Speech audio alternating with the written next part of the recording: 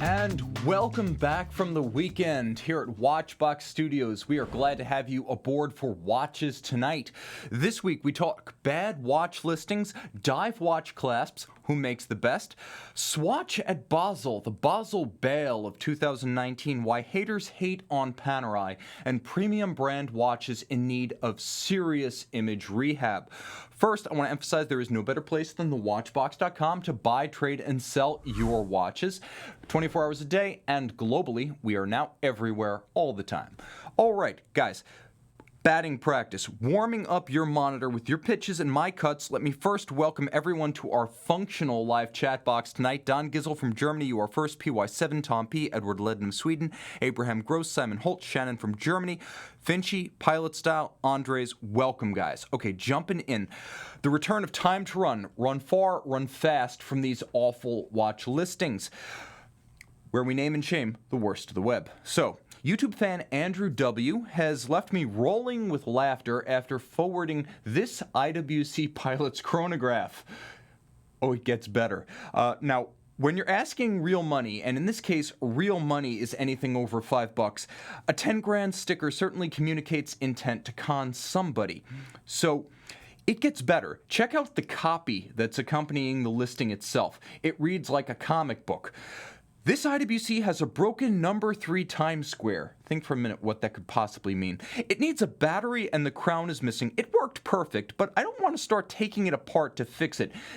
Nope, that's not the one. These watches go for 30 to 40K. Back up the image, guys. It's the other one. Okay, so that's good stuff for that fake Pilot's Chronograph watch, which is not just fake, but apparently also broken.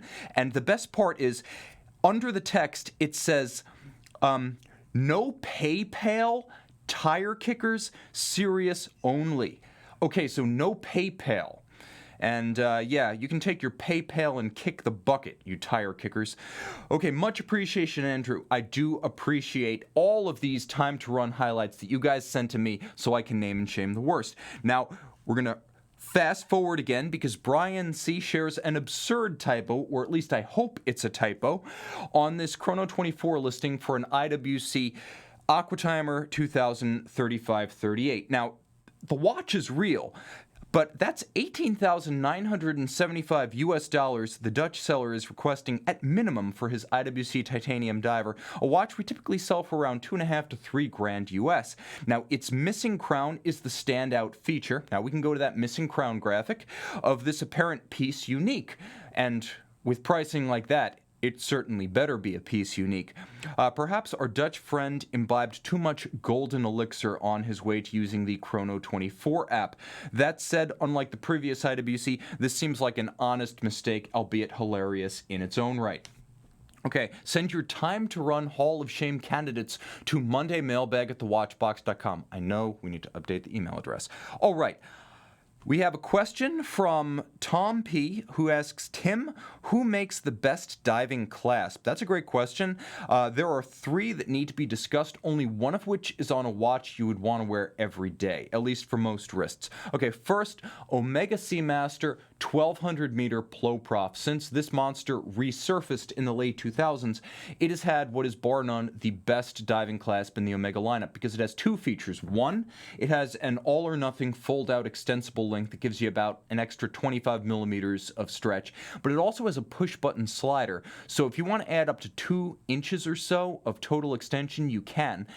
But if you want to do it incrementally just to size the watch, you can do that too. As you can see on the shark-proof bracelet, that is one hardcore diver's watch.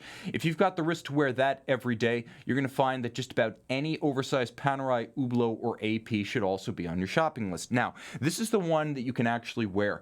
The Tudor Pelagos, the unsung hero of the dive category. And of course, we did a versus on Watchbox Reviews with that exact left-hand drive model. Here's the thing that's great about that clasp. You have 3 different types of adjustment. One is a 3-position micrometric adjustment with stops.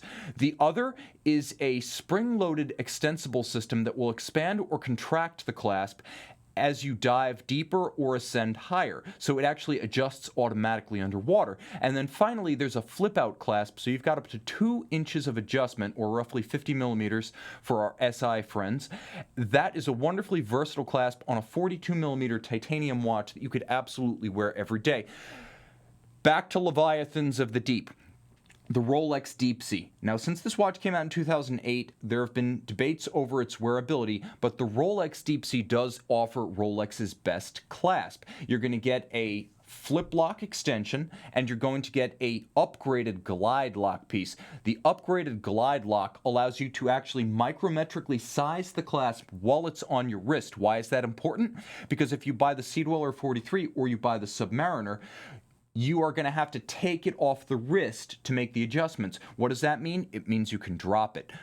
The Deep Sea is hardcore. It's a lot of watch, but you get that for which you pay. It's not just a big presence on the wrist. It is robustly over-engineered. Okay.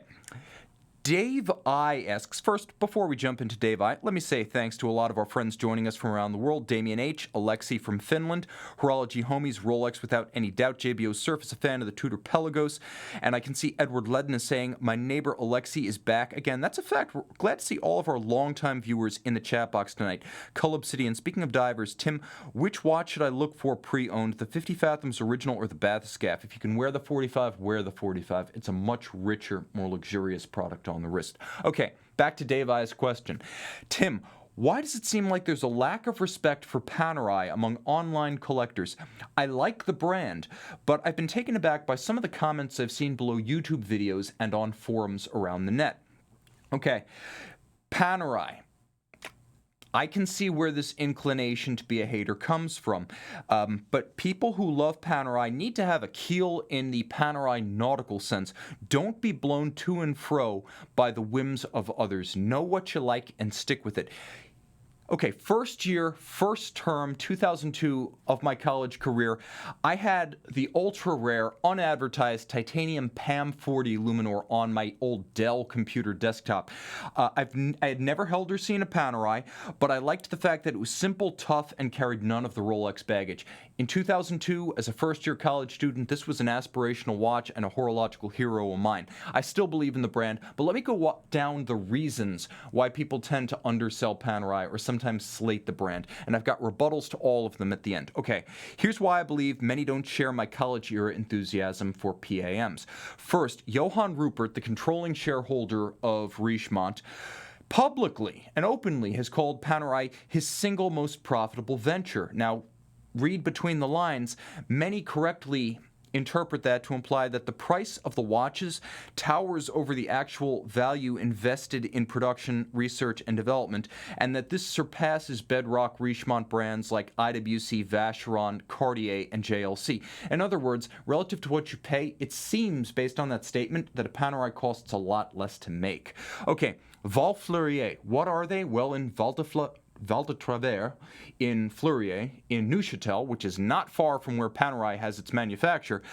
This is where a lot of Panerai movements actually come from. While PAM has been touted as a manufacturer since about 2005, it's clear that some or all of Panerai's in-house calibers were created or built outright by this Richemont white label factory that designs and makes movements for non-traditional movement makers and non-traditional manufacturers in the Richemont portfolio.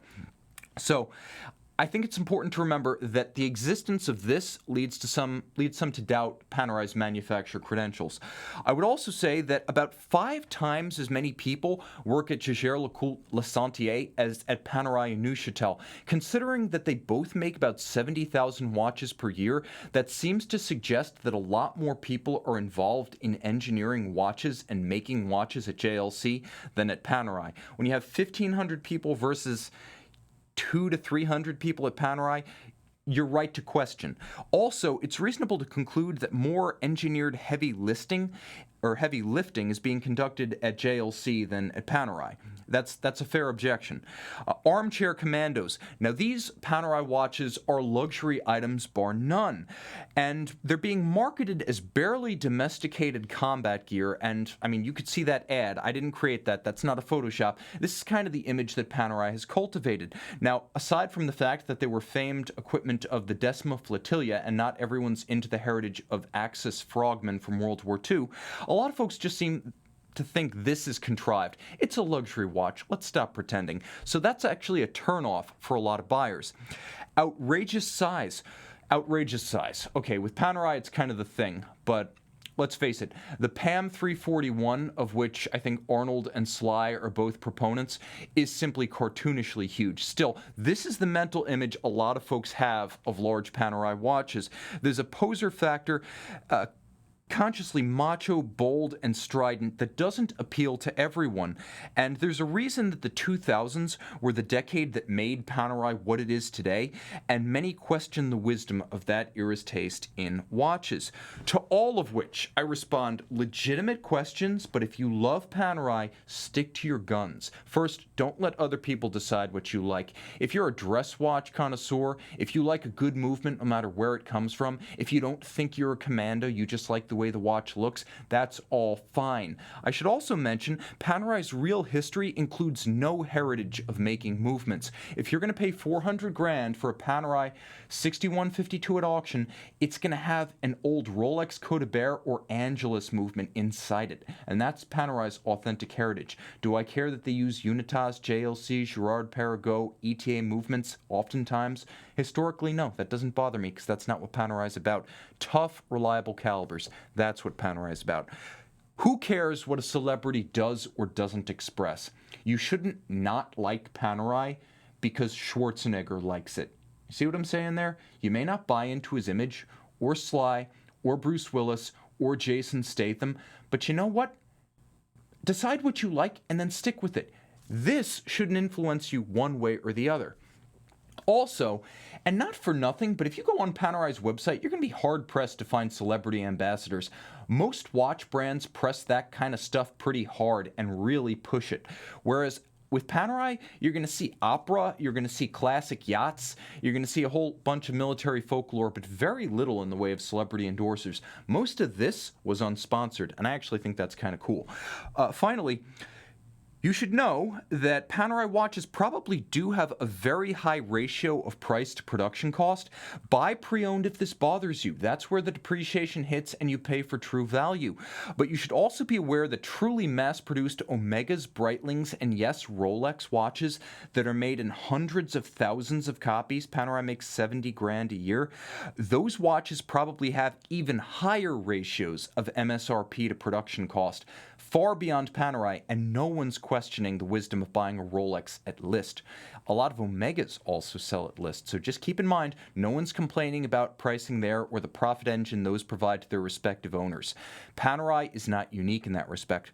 Ultimately, there's no shortage of past and present 40 and 42 millimeter Panerai watches, so if you're complaining about size, you've got nowhere to run. I appreciate the beauty of the PAM 520's Minerva movement. I love the fact that the PAM 190 has a JLC 8-day in it. I adore the fact that the PAM 172 with its incredible tantalum construction is simply gorgeous, elemental, and almost feral in its appeal. Do I care that any of these watches are not manufacturer movements or that none of them are authentically used by commandos? No, they're luxury watches and they're subjectively quite desirable. All right. Remember this thing, guys. This isn't math. There are no right or wrong answers in watch collecting, except for one. Hating what someone else likes is lame. Okay, viewer wrist shots. David D sports the Cartier that all men love. Flashin', his Roadster Chrono purchased at our Watchbox headquarters. That's actually the table in our salon. So thank you so much, David, for your trust in our company. All right, Alex B drives in style with this 1971 Patek 3571, previously owned by a mobster, he says, and the widow of the mobster had to liquidate assets to pay legal bills. Interesting. I also happen to love Cadillacs. I'm a Cadillac man myself. Don't own one, just a fan. Someday. Now, I see Alex, nice watch, but Dustin V packs one of those PAMs that anyone can wear. Here he is with his PAM 512, basking in the reflected glow of me and Brian on his TV. Thanks for being a fan, and thanks for flashing a wearable Panerai right after I made that little speech. Wang Sarun-C is in paradise by the dashboard light with his Rolex Explorer 1. That is a very cool shot. All right, send your wrist shots to mondaymailbag@thewatchbox.com. And I want to quickly greet some of our friends joining. I have Mr. Adams20. I have a compliment on my English. I see Eddie Landsberg saying, are they going to do a Watchbox meetup? We should. And by the way, Mr. Adams, I appreciate that. Clive Watch Wrangler saying, it's not like math, it's more philosophy. Well put. I would also say, bump.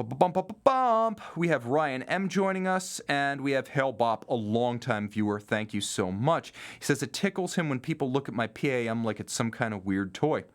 Simple pleasures. That's what this hobby's all about. Jump into tonight's primary feature, rehab for tainted watches. Now, at its most basic level, rehabilitation represents a second chance, redemption, a return to the fold. Innumerable kinds of rehab exist for people and things, for all kinds of nouns. Sometimes it works. Rehab worked well in that case. And sometimes it doesn't, and we just murmur, here we go again. Believe it or not, I went to school with her in high school. Didn't see that coming. Image rehab also occurs for branded products. This was the uncoolest product and brand of my Windows 95 powered high school years. Yep, that's the Apple Newton Pad. So uncool. Apple, that one's a stinker. $5 penny stock, out of business soon. That was the philosophy in my sophomore class back in high school. Okay, it bounced back to conquer the world, by the way. So, here's the thing. The moral is that discredited things can become cool again. Others are simply too far gone to ever recover. Ooh, the Pacer X. Someone will love that. Not everyone. Today, we sort the rehab prospects from major brand failures in the luxury watch space, from AP, from Rolex, from Omega, and we're going to start with Audemars Piguet and the Royal Oak Survivor of 2008. Okay, this was launched at a series of small events around the world rather than a traditional trade show rollout. The most absurd offshore of them all launched into the stormy seas of the financial crisis. Some of these sat in cases into the current era at dealers. Why does it require rehab? Well, at 42 millimeters black titanium, bizarrely insectoid and at the same time weapon-inspired, this watch represented the apogee of Royal Oak Offshore limited edition mania and oversupply, as well as the insane lengths to which brands would go to pander to the alpha male egos of the subprime mortgage bond securitization era. Now, pricing was a delirious 2008 $48,600. This was the height of insanity just before the fall. That was 48 grand, almost 50,000 10 years ago. Rehab prospects for this watch? Well, good, but still resolving. Given the shocking nearly 50 grand MSRP in 2008, it's no surprise that survivors trade far below those numbers, between $29,000 and $32,000 US today. While that's strong money for a non-precious metal offshore on a strap, at the same time, the market sees far more sellers than buyers. Go on Chrono, go on eBay, go on pre-owned dealer sites. You're going to find plenty of these available. Until they hit their original MSRP or more are demanded than the market provides, this is at best a rehab in progress. Okay, Rolex. Probably the biggest Rolex failure of all time has been the ongoing traumas and tribulations of the Cellini line, and the Rolex Cellini Prince is emblematic of that. Now, from 2005 to 2014, Rolex sold a modern update of its circa 1928 heartthrob, the rectangular Cellini Prince. Now, the Cellini Prince was a beautiful watch, objectively, a gorgeous timepiece For all of its might in the sports watch segment, Rolex isn't omnipotent, and this watch was proof of that. Non-round Rolex watches traditionally have struggled. Rolex dress watches have struggled even more, and the Cellini have struggled most of all, and the Prince was the most embattled Cellini. Okay, that's pretty stratified difficulty in the market. There were 4 basic models. There were a couple of others, including Diamond Set, but there were 4 basic models from which you could choose, all of which theoretically targeted everything from the Jaeger-LeCoultre Reverso to the Cartier Tank, even the Vacheron Constantin Malt Tonneau collection. Now, in 4 golds, these were worlds removed from the usual Rolex subs, GMTs, and Daytonas. At bizarrely rectangular in profile and rectilinear in philosophy, these were throwbacks in every sense, but they were forward-looking in that these timepieces featured Rolex's first and only series production display caseback, and that's a major perk if you buy one of these. So there was the display caseback that was simply sensational and actually worth the sapphire. You can't say that of a lot of display casebacks in this industry. Now, 45 lug to lug by 29 millimeters. This was an easy watch to wear, and I have the pencil wrist to show. 16 centimeters, by the way, outside Philadelphia's finest. We are in a city. So they were too petite to manage perhaps success in the 2000s, but they were wearable on wrists that couldn't tolerate a supercase sub GMT or deep sea. Now, each Prince featured a dial that was matched to the identical finishing patterns on the movement bridges. So this was a pretty spectacular combination of dial matching movement. Impressive art design for Rolex, not known for finishing calibers or necessarily for avant-garde art design. Finally, caliber 7040 was a rare COSC certified Swiss chronometer manual wind Rolex movement. You don't see too many of those in the modern era, and the 3-day power reserve impressed. Now, pricing was an ambitious $15,000 to about $17,500. The market paused, looked, and went right back to obsessing over steel sports watches.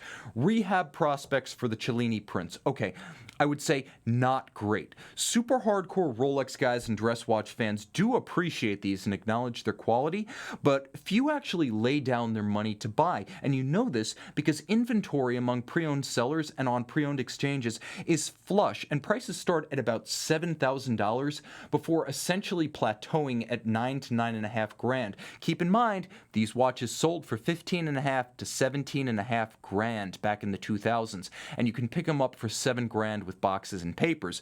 So, these are a ton of watch for the money, but they're currently as cool as an Apple Newton pad was in 1999. Nerds may appreciate these, but actual appreciation will take decades. Now, the grande dame of high horology in Switzerland, Patek Philippe, with the 5091, in this case 1A sculpture. Launched in 1998, also known as the Russian watch, this model was a full bracelet family of variants that debuted in '98 to herald Patek's return to the Russian marketplace that year. The standout feature was a streamlined cover over the crown itself, an enameled work of art, I should add, with the contours and luster of a Russian imperial court Fabergé egg of the Romanov era. Now, about that crown. It capped a wild combination of two-tone metals, 38mm cases, and a 2,000-watt integrated bracelet design. So garish that even nouveau riche arriviste Russian plutocrat class members of the late 90s didn't have the stomach for this design. 9 versions were offered, roughly 300 pieces per version, and roughly 2,700 of all descriptions were sold primarily in Russia. Many, however, sat in cases through several Putin administrations, so even there it wasn't really a seller. Rehab prospects, for now, minimal, but hold that thought. Even though the outwardly similar Patek Philippe Neptune steel sports watch, especially with the salmon dial, has benefited from recent excitement surrounding Patek salmon dials after the 5270p of Baselworld, nevertheless, the sculpture is too weird for its own good and is going to take more time. I say, realistically, if I give scale on my 16cm circumference wrist, you can see that the watch is also small. It's a 38mm round watch, so I'd even say it wears like a 36, so it's got size working against it. We offered one in full stainless steel for just over $10,000. That's a Patek Philippe with a hand-finished bracelet. As much work went into that as goes into a 5711. And it had a Geneva seal caliber inside that case. Impressive stuff for just over 10 grand, but the style is what polarizes people. Take note, however, of the Patek Philippe 5091's remarkable resemblance, especially at the crown, to the 2006 blockbuster Cartier Ballon Bleu. See where I'm going with this? The Cartier is uniquely beloved in the Far East. Local tastes in China favor smaller watches, often two-tone cases, and outlandish design, plus major brand names. I believe that if the long-rumored rise of a used, pre-owned watch market in mainland China comes to pass, that will be the trigger for the rehab and recovery of the Patek Philippe sculpture family. I actually think the arrival of the Chinese pre-owned market is going to be the igniter that sets off that bombshell. It will happen, and it will not happen because of collectors in the West. Watch this space. Too weird for Russia in 1998 might be perfect for Shanghai in 2028. Okay, Omega de Ville Hour Vision of 2007. Omega and Rolex launched two equally bold models in 2007. One, the Rolex Milgauss GV, became a sensation, especially that version. That version with the green crystal. The Omega, a landmark product in a style and technical sense, became a historical footnote. Now, 41mm steel, the Omega de Ville Hour Vision was Art Deco Baroque, like an ocean liner ballroom for your wrist. The new Omega was decked out with circular rhodium gadron running circumferentially and concentrically around the dial underneath white gold indices. This was a spectacular dial. If you can imagine the dining room or the ballroom on the French SS Normandy during the 30s, exactly this. Okay, the flanks of the case were also breakthrough in that this was the first mainstream use of sapphire case inserts on all four sides of the watch from a mainstream brand before Richard Mille, before Zenith, before Hublot, before Grubel Forsey. This was a breakthrough product, surprisingly influential, but not popular at the time, and hence the name of the watch, Hour Vision. The new Omega also served as the launch platform for the brand's first ever purpose-built coaxial caliber, the caliber 8500 60-hour coaxial chronometer automatic. It's formed the basis for every new Omega high-end automatic caliber, including chronographs since then, upgraded several times with silicon hairspring and Maytas chronometer cert. But this is where it started, in the Hour Vision. Now, Omega buyers just wanted Speedmasters and Seamasters. They took a look, they nodded, and they moved on, if they nodded at all. Prospects for rehab, right now grim. The Omega de Ville Hour Vision just didn't sell. It remains in the catalog, and you can find all the new old stock you want kicking around on pre-owned sites. I'll also say that retail is $7,200, and we asked $3,500 for the last one we sold. That's a hell of a lot of watch, even at list. For half the price, bonkers. But before you can stop falling, one imagines that production needs to end. Before you can pick yourself up, you need to stop the plummet. And realistically, we can't even begin to discuss a market comeback for this watch, even as you and I can agree that's a cool watch that's objectively important and worth owning. Again, don't let other people decide for you, but the mainstream rehab of this watch is a long way off. Finally, Chopard, the 16-1860, the L.U.C, the first one, the first manufactured Chopard from 1997. Not only the first of the L.U.C and the first Chopard manufactured product, but with a movement designed by Michel Parmigiani at the very beginning. Moreover, you can buy them for under 10 grand right now, and for that, during the 1990s, you're getting a watch that no one took seriously, but which boasts a solid gold dial with guilloche cut on a traditional rose lathe. That's right, a solid gold hand guilloche dial, Breguet style. You're getting, well, hey, do you want a Geneva Hallmark micro rotor? It's got that. How about all of the above with a COSC chronometer certificate on top of the Geneva Hallmark? Yeah, it's got that too. Now, at 37 millimeters, these were quickly lost amid the size frenzy of the 2000s, and the Chopard name has never had the import that the products deserve. It's never resonated alongside Dufour, Patek Philippe, and Voutilanen, even if it's of that echelon from a finishing and engineering perspective. Walt Odette loved this movement, and therefore I love it. I also love it because it's simply great watchmaking. Rehab prospects for this one, excellent. I believe that, like 1990's Roger Dubuis, this is a case of extraordinary products submerged by prejudice and obscurity. Those Dubuis watches from the Homage and the Sympathy lines were a test case, and they proved that early LUCs do have the potential to take off. I remember when we were buying round case Homage 40 white gold enamel dial perpetual calendar retrograde chronographs for under 10 grand and selling them for 18 to 20. Those days are long gone. This kind of watch is cut from the same cloth, and eventually the market will realize its error. Maybe not tomorrow, maybe not the day after, but the Roger Dubuis turnaround proves that these kind of things are going to be recognized and appreciated, and for the price of, well, let's face it, for $2,000 less than new Rolex Daytona at list, you can own this. Now, that said, early market movers in the Chopard 1860 range are going to be the initial Hunter case back model, of which very few were made, and rare dial variants like the exquisite white gold blue dial that I believe was made in 100 pieces. That's a sensational watch. Okay, no one imagined, remember guys, no one imagined, hindsight is 2020, that Paul Newman Rolex Daytonas, dials that were once swapped out by dealers because they couldn't move, or IWC Ingenieur 1832 SL Gerald Gentas would one day be worth a fortune. These were unsaleable watches in their day and pre-owned losers. So, looking ahead, those are our prospects. Let me know in the comments below what models you think are going to be rehabilitated in the future by the market and possibly become collectors. 2008 Vacheron Key de Lille? I don't know. Throw something up. Let me know. I'd love to hear it from you guys. Okay, best article of the week. Best article of the week this week.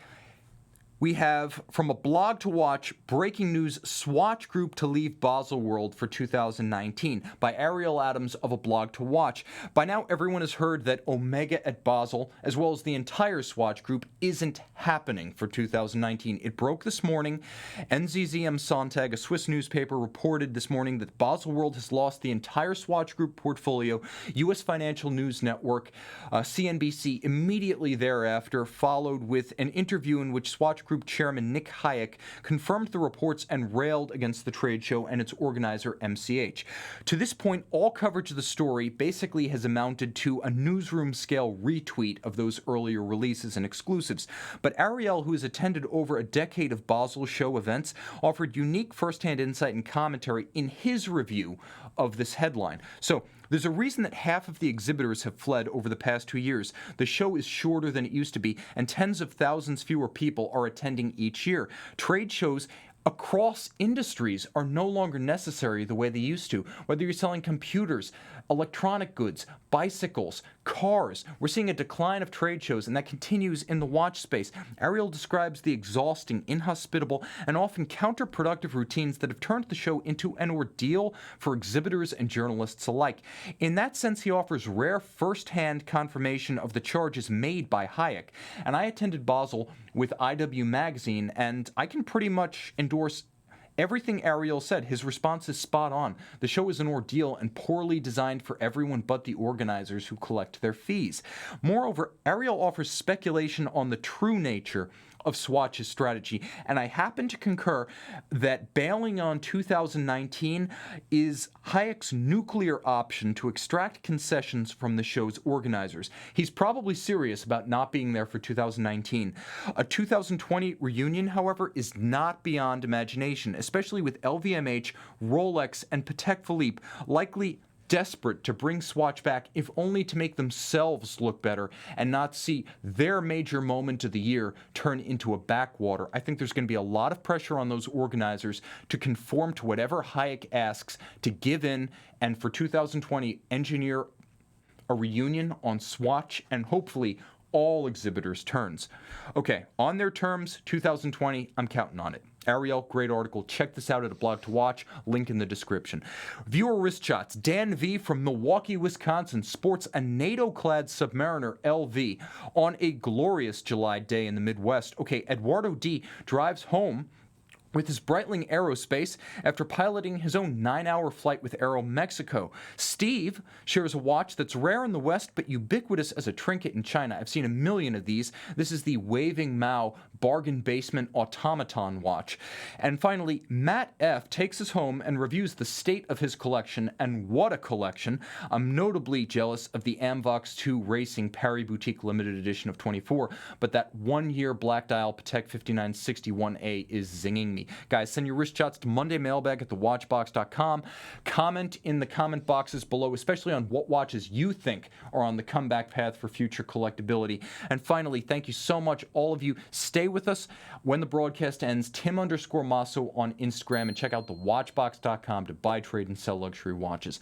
I'm Tim. They're the crew. This has been Watches Tonight, and thanks for logging on.